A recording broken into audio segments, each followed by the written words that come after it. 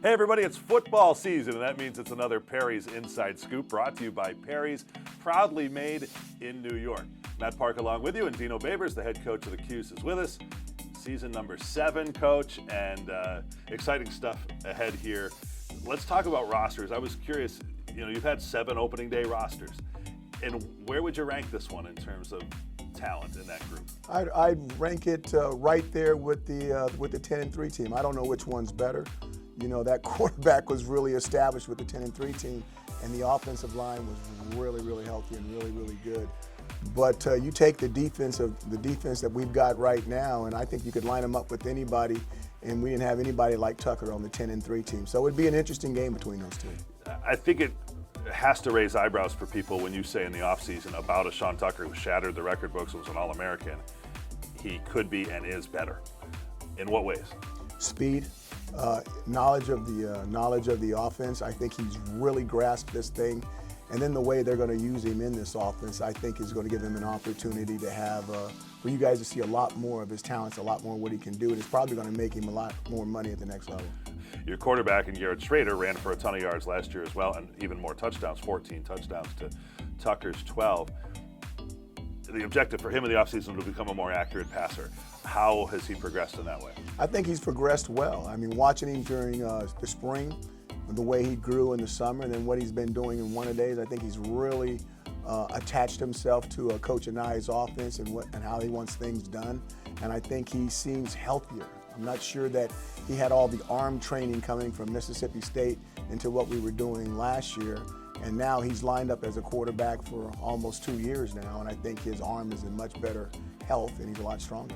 I know you're excited about the offensive line. Last year I think it was 7 different starting 5 combinations, which any team at any level in football is going to have a hard time with. How hopeful are you that when they're at their best, they're good enough for you? Well, I know they're good enough at their best. We've just got to keep them on the football field and keep them healthy. That's been the biggest thing with those guys rolling in and rolling out.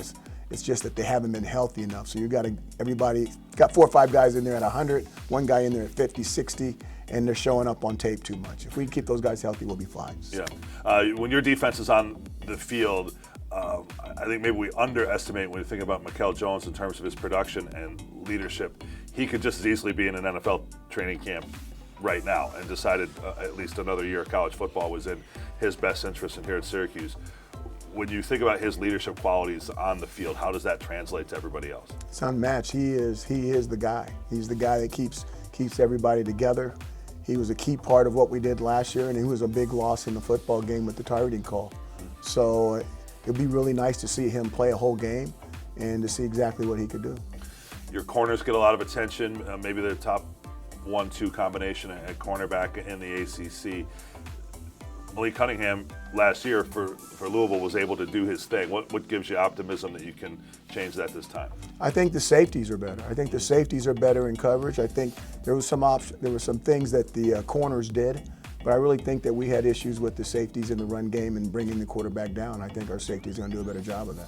Is there a matchup that's more concerning than another in this game with Louisville? I think the biggest thing is what are we going to do as far as containing the quarterback and try to keep try to contain him in the pocket, and then B, when he does get out of the pocket, can we bring him down in open field, which is extremely difficult. All right, lastly, let's coach up the fans here because it's their opening game as well. It's an 8 o'clock game, so you got to pace yourself, folks. The gates for the quad will open at 5. There's all kinds of good things out there, food and activities, and our radio pregame show, and a lot of other things, and I know you're going to need them once they get inside. Yeah, pace yourself, okay? we need you the whole game. Get the coffee, the cappuccino, and all that stuff at halftime, and let's play 2 halves of football, not only on the football field, but with the fans as well in the game. Exciting to have college football season here, Coach, and an interesting one to lift the curtain. Thanks for your time as always. Best of luck, okay? Thank you, Matt. Orange head coach Dino Babers starting the season Saturday night in the JMA Wireless Dome at 8 p.m. This has been the Inside Scoop brought to you by Perry's, proudly made in New York.